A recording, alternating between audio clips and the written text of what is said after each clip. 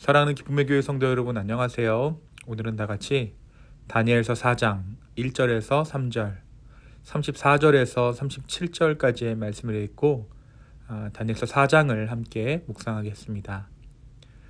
느부갓네살 왕은 천하에 거주하는 모든 백성들과 나라들과 각 언어를 말하는 자들에게 조서를 내리노라. 원하노니 너희에게 큰 평강이 있을지어다. 지극히 높으신 하나님이 내게 행하신 이적과 놀라운 일을 내가 알기를 즐겨하노라. 참으로 크도다 그의 이적이여, 참으로 능하도다 그의 놀라운 일이여. 그의 나라는 영원한 나라여, 그의 통치는 대대에 이르리로다.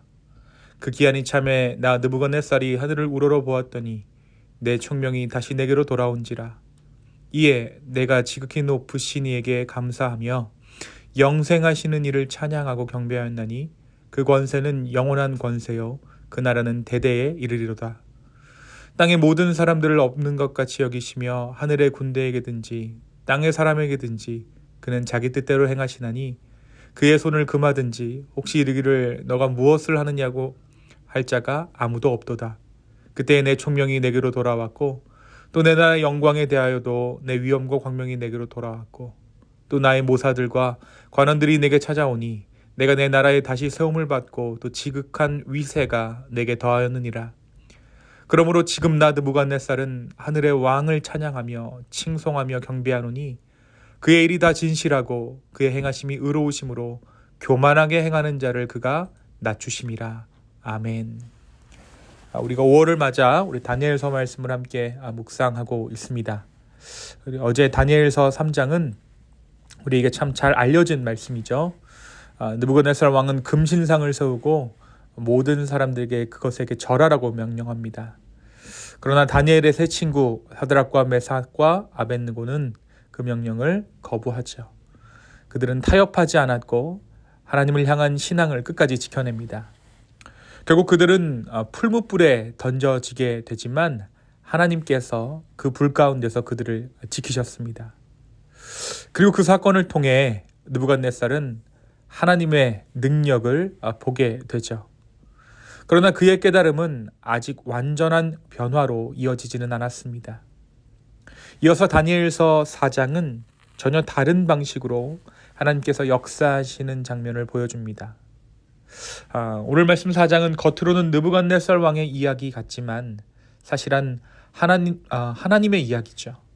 한 사람의 교만이 어떻게 무너지고 하나님 앞에서 낮아지는지를 보여주는 내용이 바로 오늘 말씀 4장의 내용입니다. 오늘 우리가 읽은 본문은 그 이야기의 시작과 결론을 말하고 있는 부분입니다. 먼저 1절부터 3절까지 해서 느부갓네살은 온 세상에 다시 한번 조서를 내립니다.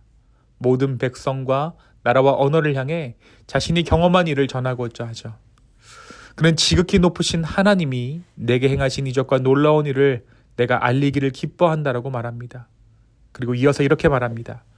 하나님의 나라는 영원한 나라요, 하나님의 통치는 대대에 이른다. 이 고백이 느부갓네살 왕의 고백이라는 사실이 매우 놀랍습니다. 그는 이방의 왕이었죠. 세상을 지배하던 왕입니다. 또 세상 모든 이들의 왕으로 군림하려던 왕이 바로 이 느부갓네살 왕이었는데, 이 느부갓네살 왕의 입에서 자신의 나라가 아니라 하나님의 나라가 영원하다라고 선포되고 있기 때문입니다. 그렇다면 과연 느부갓네살 왕은 왜 이토록 하나님을 찬양하고 있는 것일까요? 오늘 보면 34절부터 37절까지의 말씀은 그 고백이 어떻게 비롯되었는지를 보여주는 결론입니다. 느부갓네살은 한때 교만하여 하나님을 인정하지 않았습니다. 그런데 하나님께서 이 느부갓네살 왕을 낮추시는 과정을 그가 겪게 되죠. 왕으로서의 권세가 한순간에 사라지고 사람들 가운데서 쫓겨난 들판에서 짐승들과 함께 지내게 된 것입니다. 말씀은 그의 모습이 짐승과 같이 변했다라고 표현하죠. 풀을 먹고 몸은 이슬에 젖으며 머리털은 독수리 털처럼 자라고 손톱은 새의 발톱처럼 길어지는 상태에 이르렀다라고 말씀은 느부갓네살 왕의 상태를 묘사합니다. 이 장면은 단순한 형벌의 묘사를 넘어 하나님 없이 스스로 왕이 되려 했던 인간이 결국 얼마나 연약한 존재인지를 드러내는 장면이죠. 그렇게 그는 일정한 기간을 지내게 되고 결국 하나님의 때가 참에 그가 하늘을 우러러 보았다라고 말씀은 기록합니다. 그리고 그가 하늘을 우러러 보던 그때에 그의 총명이 다시 돌아오고 하나님을 찬양하며 고백하기에 이르게 됩니다. 사랑하는 성도 여러분, 오늘 이 말씀은 우리에게 무엇을 말해주고 있을까요? 오늘 말씀은 우리에게 하늘을 바라보는 것에 대해 말하고 있습니다. 느부갓네살의 변화는 환경이 바뀌어서 시작된 것이 아니었죠. 그의 상황은 여전히 광야와 같았고 그의 모습도 여전히 연약한 상태였습니다. 그런데 단 하나 그의 시선이 바뀌었습니다. 말씀은 그가 하늘을 우러러 보았다라고 말하죠. 그는 이전까지 땅을 보며 살던 사람이었습니다. 자신의 업적을 보고 자신의 능력을 보고 자신의 이룬 나라를 바라보며 살던 사람이죠. 그는 그만큼 스스로를 높였고 또 그만한 자격이 있어 보이는 자였습니다. 그러나 그는 하나님이 주시는 극도의 고난을 겪게 됩니다. 그리고 그는 시선을 들어 그제서야 하늘을 바라보게 된다는 것이 보았습니다. 하늘을 바라본다는 것은 하나님을 인정하는 것이고 내가 주인이 아니라는 사실을 받아들이는 것이죠. 하나님의 통치 아래로 들어가는 결단인 것입니다. 우리의 삶도 마찬가지입니다. 문제가 해결되어서 우리가 하나님을 보는 것이 아니라 하나님을 볼 때 우리의 삶이 바뀌기 시작하죠. 하나님은 때때로 우리의 삶 가운데 모든 것을 멈추시고 우리로 하여금 하늘을 바라보게 하십니다. 그리고 바로 그때 나의 삶이 누구의 권능 아래 있는가를 확인하게 하시고 입술로 고백하게 하시죠. 느부갓네살의 회복은 문제가 해결된 순간이 아니라 하늘을 바라본 순간부터 시작되었습니다. 오늘 이 하루 내가 아닌 하늘을 바라보는 저와 여러분 되기를 소망합니다. 그럴 때 바로 주님께서 예비하신 진정한 삶의 회복이 우리의 삶 가운데 임할 줄로 믿습니다. 두 번째 오늘 말씀 우리에게 느부갓네살의 하나님을 향한 찬양, 하나님을 향한 결론을 보게 하죠.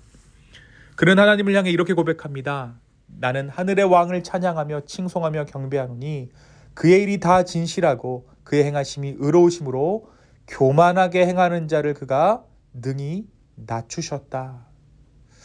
이 고백의 중심에는 한 가지 분명한 포인트가 있습니다. 하나님은 교만한 자를 반드시 낮추신다라는 것입니다.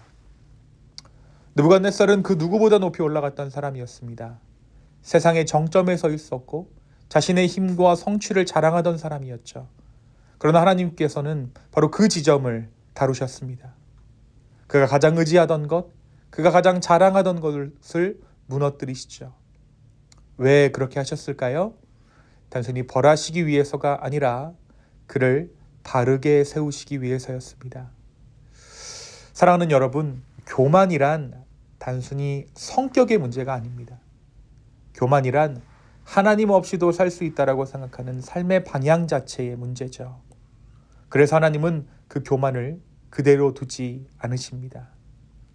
때로는 상황을 통해, 때로는 실패를 통해, 때로는 우리가 붙들고 있던 것들을 내려놓게 하시면서 하나님은 우리를 낮추십니다.